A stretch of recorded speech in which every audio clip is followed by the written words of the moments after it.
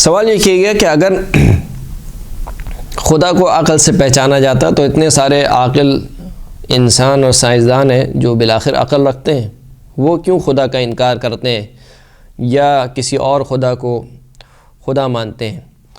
تو دیکھیے، بہت ساری چیزیں ہیں جو عقل سے ثابت ہیں، لیکن شرط یہ ہے کہ کچھ شبہات یا جسے کہنا چاہیے موانع، جو اکثر اوقات ایسا ہوتا ہے کہ ایک مطلب بہت واضح ہوتا ہے لیکن پھر بھی انسان اس کا انکار کر رہا ہوتا ہے۔ کیوں انکار کر رہا ہوتا ہے؟ اس کا یہ مطلب نہیں کہ مطلب واضح نہیں ہے، اس کا مطلب یہ کہ اس کے ذہن میں کوئی شبہ چل رہا ہے، اس شبہ کی وجہ سے وہ انکار کر رہا ہے۔ بالکل اسی طریقے سے مثال کے طور پر اگر آپ یہاں پر بیٹھے ہوں اور آپ کے برابر میں ایک شخص ہو جو نابینا ہو اور آپ کو اللہ نے آنکھیں دی ہیں، آپ سورج کو دیکھ رہے ہیں، آپ کہہ رہے ہیں کہ سورج نکلا ہوا ہے، بالکل بدیہی ہے سب کے سامنے، یعنی دلیل کا محتاج نہیں ہے، سورج نکلا ہوا ہے، روشنی ہو رہی ہے، سب دیکھ رہے ہیں۔ لیکن آپ کے برابر والا شخص کیونکہ اندھا ہے، وہ کہے گا کہ میرے لیے دلیل سے ثابت کرو، جب تک میرے لیے دلیل سے ثابت نہیں کرو گے میں کیسے مان لوں؟ آپ کہیں کہ بھائی بدیہی ہے، سب کو نظر آ رہا ہے، واضح کہ خداوند کریم سورج موجود ہے، روشنی موجود ہے، اس کے باوجود تم انکار کر رہے ہو۔ تو وہ جو انکار کر رہا ہے اس کا یہ مطلب نہیں ہے کہ یہ مطلب بدیہی نہیں ہے یا واضح نہیں ہے یا عقل سے اس کو ثابت نہیں کیا جا سکتا، کیونکہ اس میں کوئی فالٹ ہے، کوئی معنی موجود ہے، اس وجہ سے وہ انکار کر رہا ہے، شبہ اس کے ذہن میں موجود ہے، ان شبہات کی وجہ سے وہ درک نہیں کر پا رہا ہے۔ تو یہ موانع سبب بنتے ہیں کہ انسان ایک عقلی چیز کو بھی انکار کر دیتا ہے یا بدیہی چیز کا بھی انسان انکار کر دیتا ہے۔ یہ ایک سوال کیا گیا۔ دوسرا ایک سوال یہ کیا گیا کہ اتنے مذاہب ہیں دنیا میں، یہ تمام کے تمام مذاہب کہتے ہیں کہ ہمارے مذہب کا جو خدا ہے وہی سچا خدا ہے اور وہی صحیح خدا ہے۔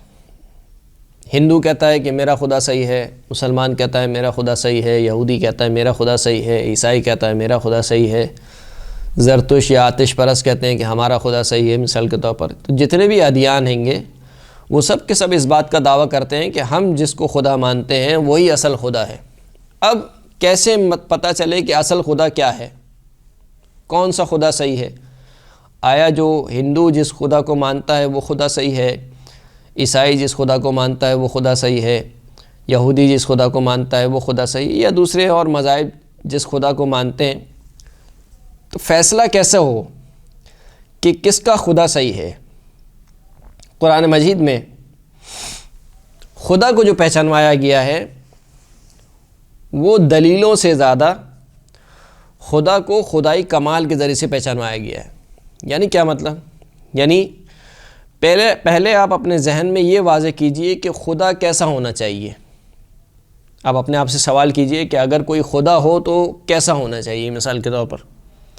تو ایک جملے میں جو آپ کی عقل جواب دے گی وہ یہ دے گی کہ خدا ایسا ہونا چاہیے کہ اس میں ہر کمال موجود ہو، کوئی عیب اور نقص نہ ہو۔ بس جس خدا میں بھی کوئی عیب اور نقص پائے گیا اس کا مطلب ہے وہ خدا نہیں ہے۔ ہر اعتبار سے اس کے اندر کمال موجود ہو، اس کا علم با کمال ہو، اس کی قدرت با کمال ہو، اس کی بے نیازی با کمال ہو، اور اس کی جتنی بھی صفات ہیں وہ اپنی کمال پر پہنچی ہوئی ہوں۔ تو اس کا مطلب یہ ہے کہ خدا وہ ہوتا ہے جو کمال مطلق ہوتا ہے۔ پس جس خدا میں بھی کسی بھی اعتبار سے کوئی نقص پایا گیا، کوئی عیب پایا گیا، اس کا مطلب یہ ہے کہ وہ خدا نہیں ہے۔ اسی بات کو قرآن مجید میں سمجھایا گیا۔ جناب موسیٰ اور جناب ہارون جب فرعون کے سامنے پہنچے، فرعون نے سوال کیا کہ فمن ربکما یا موسیٰ، اے موسیٰ تم دونوں کا پروردگار کون ہے؟ جناب موسیٰ اور جناب ہارون کے کہا کہ تم دونوں کا پروردگار کون ہے؟ تو جواب میں حضرت موسیٰ نے کوئی منطقی دلیل یا مثال کے طور پر ارسطو کا فلسفہ پیش نہیں کیا، خدا کو خدائی کمال سے پہچانوایا۔ کیا کہا؟ قال ربنا الذی اعطى كل شیء خلقہ، ہمارا پروردگار وہ ہے جس نے ہر شے کو خلقت عطا کی ہے، ثم ہدی، اور خلقت عطا کرنے کے بعد چھوڑ نہیں دیا بلکہ اس کی ہدایت بھی کی ہے۔ یعنی کیا مطلب ہدایت کی ہے؟ یعنی اگر شہد کی مکھی کو خلق کیا ہے تو اس کو شہد بنانا بھی سکھایا ہے، اس کو چھتا بنانا بھی سکھایا ہے، اس کو رہنے کا ڈھنگ بھی سکھایا ہے۔ اسی طریقے سے ہر موجود کو، انسان کو خلق کیا ہے تو انسان کو سکھایا ہے کہ تمہیں اپنی بھوک کیسے مٹانی ہے، تمہیں اپنی پیاس کیسے مٹانی ہے، تمہیں تولید نسل کیسے کرنا ہے۔ اسی طریقے سے ہر خلقت، پرندوں کو اگر خداوند کریم نے خلق کیا ہے تو ایسا نہیں کہ خلق کر کے چھوڑ دیا، اب ان کو اوپر کی طرف جانا ہے یا نیچے کی طرف جانا ہے، دائیں طرف جانا ہے یا بائیں طرف بڑھنا ہے، غذا کیسے لینی ہے، پھلوں کو غذا کیسے ملے گی، پانی کیسے ملے گا، یہ کس نے سکھایا ہے۔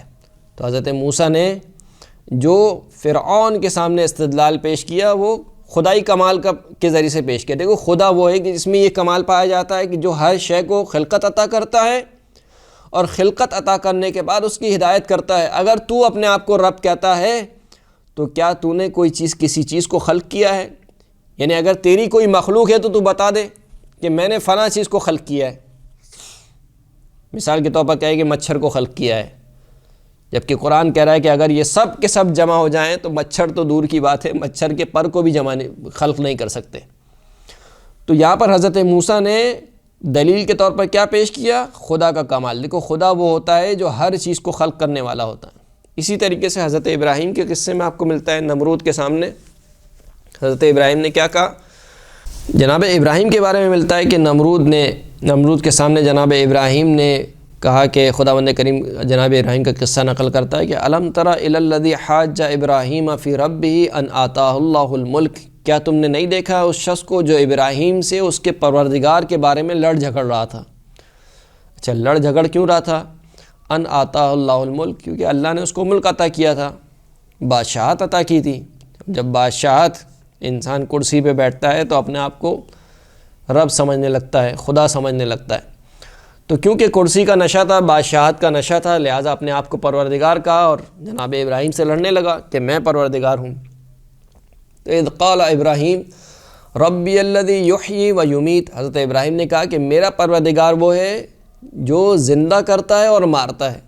اب دیکھیں یہاں پر کوئی دلیل پیش نہیں کی، کوئی برہان وجوب و امکان اور مثال کے طور پر تسلسل محال ہے اور دور محال ہے یا علت اور معلول کا سلسلہ محال ہے، یہ اس قسم کی باتیں نہیں کی حضرت ابراہیم نے، اگرچہ کہ کر سکتے تھے، لیکن جو چیز پیش کی حضرت ابراہیم نے وہ کیا تھا؟ خدا کا کمال۔ خدا کون ہے؟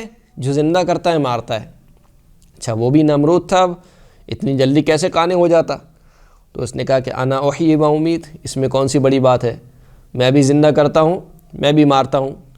دو شخص کو بلایا زندان میں سے جن کو سزائے موت ہو چکی تھی، کیا ہو چکا تھا، بہرحال ایک کو آزاد کر دیا اور ایک کی گردن اڑا دی، کہا دیکھو میں نے ایک کو زندہ کر دیا اور ایک کو مار دیا۔ تو وہ یہ سمجھ رہا تھا کہ جس طریقے سے وہ زندہ کرنے کا مطلب اور مارنے کا مطلب سمجھ رہا ہے، گویا خدا بھی ایسی زندہ اور کرتا ہے، ایسی مارتا ہے۔ لیکن حضرت ابراہیم نے کہا وقال ابراہیم، میرا پروردگار وہ ہے کہ جو سورج کو ان اللہ یأتی بالشمس من المشرق فأتی بہا من المغرب، میرا پروردگار وہ ہے جو سورج کو مشرق سے نکالتا ہے، اگر تجھے خدائی کا اتنا گھمنڈ ہے تو سورج کو مغرب سے نکال کے دکھا۔ فبہت الذی کفر، بس وہ شخص جس نے کفر اختیار کیا تھا وہ مبہوت ہو کے رہ گیا۔ کیوں مبہوت ہو کے رہ گیا؟ کیونکہ کمال ہی نہیں ہے اس میں۔ یعنی حضرت ابراہیم نے بات ختم کر دی، کہا دیکھو میں تمہیں خدا مان لوں گا لیکن شرط یہ ہے کہ خدائی کمال دکھاؤ۔ میرا پروردگار سورج کو مغرب سے نکالتا ہے، مشرق سے نکالتا ہے، تم مغرب سے نکال کے دکھا دو۔ اور حضرت ابراہیم جن کو بت شکن کہا جاتا ہے، یعنی توحید کے پرچم کو سر بلند کرنے میں حضرت ابراہیم نے جتنی مشقت اٹھائی ہے شاید کسی نبی نے نہ اٹھائی ہو، لیکن حضرت ابراہیم نے جو استدلالات قائم کیے ہیں توحید پروردگار کے اوپر وہ اسی قسم کے ہیں۔ اپنے چچا آزر سے کہا کہ یا ابتی، اے میرے چچا، آپ کیوں ایسوں کی عبادت کرتے ہیں جو نہ آپ کو کوئی نفع پہنچا سکتا ہے نہ کوئی نقصان پہنچا سکتا ہے؟ اب یہ کیا ہے؟ یہ خدائی کمال ہے، یعنی خدا وہ ہوتا ہے جو آپ کو نفع و نقصان پہنچا سکے۔ یہ بت پتھر کا بنا ہوا یا لکڑی کا بنا ہوا یا حلوے کا بنا ہوا، یہ تو خود آپ کا محتاج ہے اپنے بننے میں، یہ بھلا کیسے نہ آپ کو فائدہ و نقصان پہنچا سکتا ہے؟ اور پھر وہ مشہور واقعہ جناب ابراہیم کا کہ جب عید والے دن سب کے سب گئے ہوئے تھے اور سارے بتوں کو جناب ابراہیم نے توڑ دیا، اور ایک جو بڑا بت تھا اس کو باقی رکھا اور اس کے گردن میں کلہاڑے کو ڈال دیا۔ جب وہ لوگ آئے تو دیکھا کہ ہمارے سارے کے سارے بت ٹوٹے ہوئے ہیں، اور کہنے لگے، قرآن مجید میں حضرت ابراہیم کا ایک قصہ نقل ہوا، کہنے لگے کہ ایک لڑکا ہے جو ہمارے بتوں کو برا بھلا کہتا ہے، اسی نے یہ کام کیا ہوگا۔ جب حضرت ابراہیم کو پکڑ کر لے کر آئے اور کہا کہ بھائی تم نے کیوں ہمارے بتوں کو توڑا، کس نے ہمارے بتوں کو توڑا؟ تو کہا کہ مجھ سے پوچھتے ہو، یہ جو بڑا بت ہے گا جو صحیح و سالم ہے، اس سے کیوں نہیں پوچھتے کہ کس نے توڑا ہے؟ تو سب اپنی بغلیں جھانکنے لگے۔ کیوں بغلیں جھانکنے لگے؟ کیونکہ سب جانتے تھے کہ بھائی یہ دیکھنے کے قابل نہیں ہے، یہ تو بولنے کے بھی قابل نہیں ہے۔ تو حضرت ابراہیم جو استدلال کر رہے ہیں کہ دیکھو بھائی خدا کو پہچانو خدائی کمال کے ذریعے سے، اگر خدائی کمال پایا جاتا ہے تو اس کا مطلب ہے خدا ہے۔ پھر وہ حضرت ابراہیم کا قصہ جو خود قرآن مجید میں نقل ہوا کہ فلما جن علیہ اللیل رأى کوکبا قال ھذا ربی فلما افل قال انی لا احب الآفلین۔ جب رات چھا گئی اور حضرت ابراہیم نے ستارے کو دیکھا، ستارے کو دیکھ کے کہا کہ ھذا ربی، یہ میرا پروردگار ہے۔ لیکن جب وہ ستارہ ڈوب گیا تو حضرت ابراہیم نے کیا کہا؟ انی لا احب الآفلین، ڈوب جانے والے سے میں محبت نہیں رکھتا۔ یعنی ابراہیم سمجھا رہے ہیں کہ جو ڈوب جائے وہ خدا ہی نہیں ہوتا، جو ڈوب جائے وہ خدا نہیں ہوتا۔ پھر اس کے بعد جب چاند کو دیکھا، فلما رأى القمر بازغا، جب چمکتا دمکتا چاند کو دیکھا، قال ھذا ربی، کہا کہ یہ میرا رب ہے۔ فلما افلا، جب چاند بھی غائب ہو گیا تو حضرت ابراہیم نے کیا کہا کہ لئن لم یہدینی ربی لاکونن من المشرکین، اگر میرا پروردگار مجھے ہدایت نہ دیتا تو میں یقیناً مشرکین میں سے ہوتا۔ پھر آگے بڑھ کے جناب ابراہیم نے سورج کو دیکھا، کہا کہ ھذا ربی ھذا اکبر، یہ میرا پروردگار ہے، یہ تو ان دونوں سے بڑا ہے، یعنی ستارے سے بھی بڑا ہے، چاند سے بھی بڑا ہے۔ لیکن جب سورج بھی غروب ہو گیا تو حضرت ابراہیم نے کہا کہ اے میری قوم، میں بیزار ہوں اس سے جس کو تم خدا کا شریک قرار دیتے ہو۔ تو ان سارے قصوں میں، یعنی پورے جو قصے قرآن مجید میں حضرت ابراہیم کے نقل ہوئے ہیں اور انبیاء کے بھی جو قصے نقل ہوئے ہیں، ان تمام قصوں میں خداوند کریم نے اپنی توحید کو، یا انبیاء کرام نے خداوند کریم کی توحید کو ثابت کیا ہے خدائی کمال کے ذریعے سے۔ دیکھو خدا میں یہ کمال پایا جاتا ہے، اور خود خداوند کریم نے قرآن مجید میں کتنی آیات میں کہا کہ دیکھو یہ جو بادل بارش برساتا ہے، پانی برساتا ہے، یہ تم برساتے ہو یا ہم برساتے ہیں۔ یہ جو دانہ اگتا ہے یہ تم اگاتے ہو یا ہم اگاتے ہیں۔ کتنی آیت میں سورہ ملک میں خداوند کریم ارشاد فرماتا ہے کہ الذی خلق سبع سماوات طباقا، خداوند کریم وہ ہے کہ جس نے 7 آسمان کو پے در پے خلق کیا۔ فہل تری من فطور، کیا تم ان آسمانوں کی خلقت میں کوئی نقص، کوئی عیب دیکھتے ہو؟ ثم ارجع البصر کرتین، دوبارہ اپنی آنکھوں کو دوڑاؤ، ینقلب الیک البصر خاسئا وہو حسیر، جب تم اپنی آنکھوں کو دوڑاؤ گے کہ وہ ہمارے نظام میں کوئی عیب تلاش کر پائے تو تمہاری آنکھیں دوڑ دوڑ کے کمزور ہو جائیں گی اور نامراد تم تک لوٹیں گی۔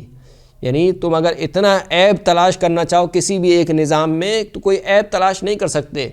تو یہ کیا ہے؟ کون ہے وہ خدا جو خود خداوند کریم کہہ رہا ہے کہ جو پرندوں کو جب وہ اڑتے ہیں تو ان کو تھام کے رکھتا ہے، ان کو گرنے نہیں دیتا۔ کتنی آیات میں خداوند کریم نے اپنے کمال کو سمجھایا ہے۔ تو گفتگو کو میں سمیٹ دوں یہاں پر کہ یہ جو اتنے سارے خدا ہیں، اگر پہچاننا ہو کون سا خدا صحیح ہے تو دیکھنا میں یہی پڑے گا کہ کس میں خدائی کمال پایا جاتا ہے۔ جس میں خدائی کمال پایا جاتا ہے وہی خدا ہے، اور ایسا خدا سوائے اسلام کے اور کسی نے متعارف نہیں کروایا۔ باقی جتنے بھی خدا ہیں، جتنے بھی مذاہب کے خدا ہیں، ان میں کوئی نہ کوئی نقص، کوئی نہ کوئی عیب پایا جاتا ہے۔ مثال کے طور پر اگر کوئی کہے کہ خیر کا خدا الگ ہے، شر کا خدا الگ ہے، اس کا مطلب ہے کہ یہ دونوں خدا محدود ہیں۔ شر والا خیر میں دخالت نہیں کر سکتا، خیر والا شر میں دخالت نہیں کر سکتا۔ جو دخالت نہ کر پائے اس کا مطلب ہے کہ محتاج ہے، جب محتاج ہے تو اس کا مطلب ہے خدا نہیں ہے۔ یعنی تمام خداؤں میں کوئی نہ کوئی عیب اور کوئی نہ کوئی نقص پایا جاتا ہے۔ وصلی اللہ علی محمد و آلہ اجمعین۔